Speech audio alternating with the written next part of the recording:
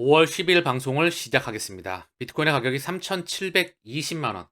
월봉 기준으로 강하게 상승하고 난 뒤에 이동평균선에 여기 딱 저항대에 막히고 음봉을 살짝 찍어주고 있어요. 음봉이 살짝 나오다 보니 비트코인이 좀 떨어지다 보니 알트코인들은 3배, 4배의 영향을 받고 있습니다. XRP 또한 소송에 대한 아직 방향성이 나오지 않았죠. 소송에 대한 기대감으로 거래량이 동반되면서 강한 장대 양봉, 그리고 현재 음봉이 나오면서 눈치를 보고 있는 상황이죠. 얘는 소송이 나와야, 결과물이 나와야 다시 한번 터져 나가겠죠.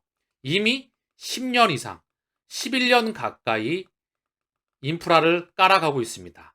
디지털 혈관, 0과 1의 혈관을 이동시키기 위해서 스위프트 2.0 리플렛을 기준으로 한, 명명으로 한 웹3의 혈관을 깔아 나가고 있죠. 결국 소송에 대한 방향성이 나오면 우주선 폭발할 것으로 보여집니다. 1번 시나리오와 2번 시나리오를 준비하시길 바라겠고요. 중요한 건 바로 터지느냐, 터지고 흔들면서 가느냐, 그거는 그들이 정하겠죠. 시기 또한 그들이 정할 수밖에 없습니다. 현재 시장에서 뉴욕 연은 총재 물가 회복까지 2년 걸린다. 금리 인상 가능성 열려 있어. 4월 CPI 충분히 식지 않으면 동결 전망 뒤집힌다. 또다시 물가에 대한 이슈를 들고 나오면서 현재 시장을 헷갈리게 만든다고 있죠. 그렇게 되면 개인 투자자들은 어찌할 바를 모른다는 거죠. 즉, 비트코인 같은데 합류하기가 쉽지가 않죠. 제 기준으로 금리 인상 이슈는 끝났다. 우리가 체킹해야 될 건 뭐죠? 물가가 급등했던 물가는요. 사실 물가는 천천히 올라가는 게 가장 좋아요. 그리고 금리 인상 시기에 경제 성장률이 받쳐주면서 금리 인상 시기에 원래 주식시장은 더 강한 상승세를 보여왔습니다. 또한 금리 인하가 나올 때 금리 인상이 되다가 금리 인하 시기에 오히려 주식시장이 하락했던 경우도 많이 있었습니다. 다만 2008년도 이후에 계속되는 세 차례의 양적 완화, 그리고 2020년 코로나 팬데믹 이후에 통화정책과 재정정책, 무제한 양적 완화와 엄청난 천문학적인 재정정책에 힘입어서 다시 한번 미칠 듯한 상승이 있어왔죠. 이런 유동성 장세에 찌들어 있다 보니까 금리 인하가 나오면 좋은 거 아니야? 라고 생각할 수 있습니다.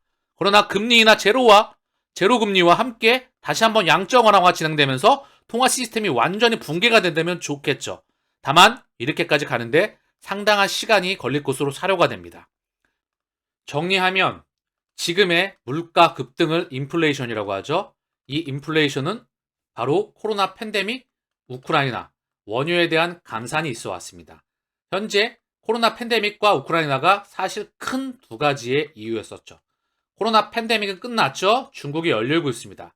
우크라이나 합의 소식만 나오면 연준의 이슈는 사실 물 건너가는 거예요. 이 코로나와 우크라이나, 연준 따로 놀까요? 같이 한번 이게 톱니바퀴처럼 어울린다고 보시면 어떨까요? 미국 중앙은행의 통화정책과 이 통화정책 뒤에는 미국 민영은행들의 집합체가 있다. 미국과 유럽의 거대 금권들이 있다. 그리고 이 금권들의 자금이 전 세계 빅테크를 포함한 전 세계 거대 기업들에 안 들어간 자금이 없다. 그리고 한국에 예를 들면 블랙록이라고 하는 세계 최대의 자산운용사가 한국의 대부분의 대기업들의 자금이 다 들어가 있습니다. 비단 한국만 들어가 있을까요? 자, 그러면 다시 한번 언급을 드릴게요. 프린터기로, 인쇄기로 돈을 찍어가지고 전 세계의 기업들을 다 샀습니다.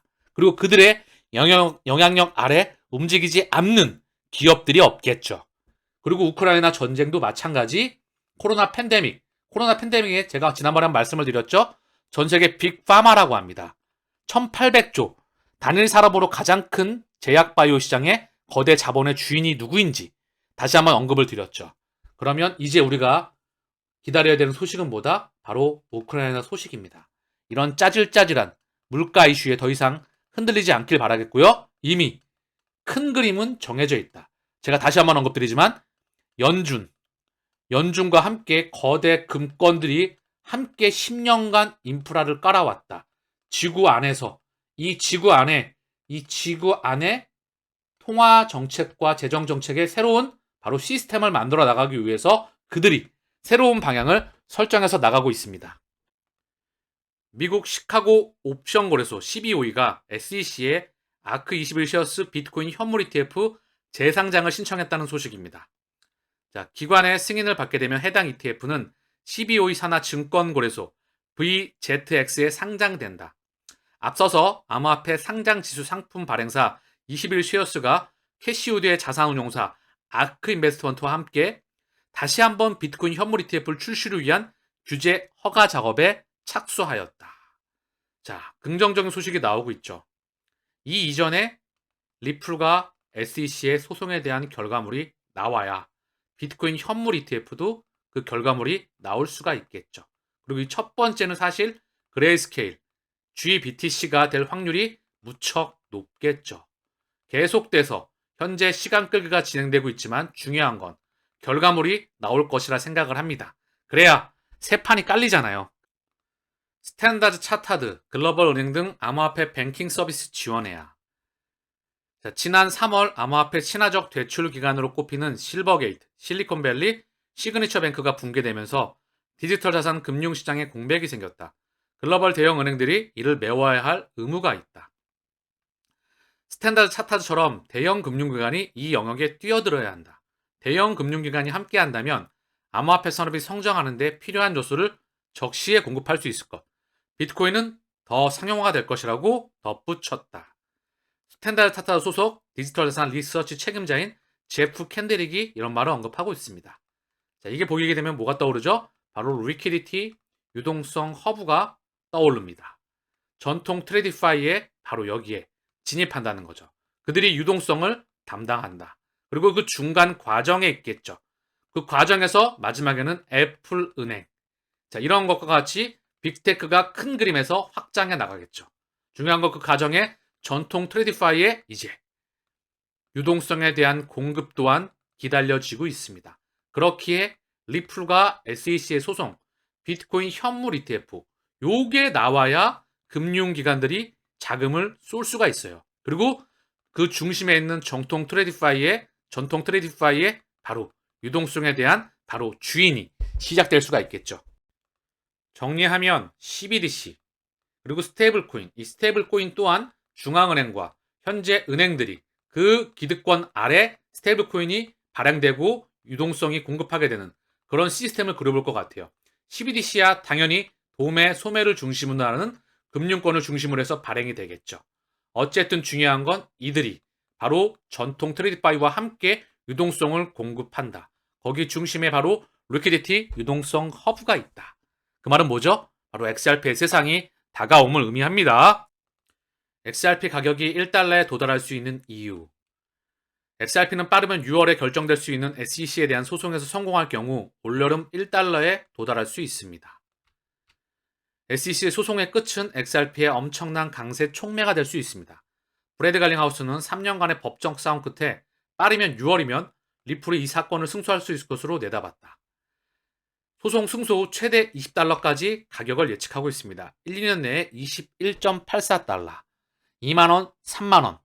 자, 과연 어디까지 갈지 아무도 모르죠. 자, 저는 이거 이상으로 보고 있는데요. 중요한 건 소송에 대한 불확실성이 끝나야 되겠죠. 요 소송으로 눌러놓았다. 그리고 인프라를 계속 확장하고 있다. 법정화폐 시스템이 거의 끝나간다. 그들이 이 시기를 결정하겠죠. 그리고 굉장히 많이 흔들 겁니다. 많은 사람들이 탑승하지 못하도록 할 확률이 높겠죠. 그러나 미래는 이미 정해져 있다. 이 미래는 확신하시는 분들은 리또 속에 대한 부분을 끝내고 여기 이 마라톤을 완주할 수 있는 이 도착지에 도착할 수 있을 거라 저는 생각을 합니다. 리플 CTO 데이빗 슈왈츠, XLM 스텔라 설립자는 수류탄 든 미치광이이다. 본인의 트위터에서 이런 말을 언급하고 있습니다. 그러자 제드 맥케일럽은 뭐라고 받아쳤냐? SEC 위원장인 게리 겐슬러가 리플을 정신교육한다고 받아쳤다. 리플과 스텔라 커뮤니티는 오랜 기간 대립각을 세워왔다. 미디어를 통해 이런 말이 나오고 있어요. 여러분들은 무슨 생각이 드시나요? 자, 저는 이런 거를 필터링 반드시 해야 된다 생각을 해요. 저는 대중을 개돼지로 보고 있는 것 같습니다.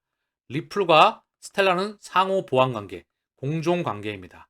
리플은 전 세계 도매용, 거액 결제용 CBDC, 그리고 금융기관에 대한 인프라를 깔아왔고요. 스텔라는 제3세계 아프리카 신흥국을 기반으로 해서 소매용 CBDC, 그리고 USDC 스테이블 코인을 기반으로 한 확장으로 현재 서로 상호 보완적으로 확장해 나가고 있습니다.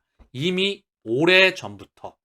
다만 이런 부분들이 미디어에서 나오면 대중이 헷갈리게 된다는 거죠.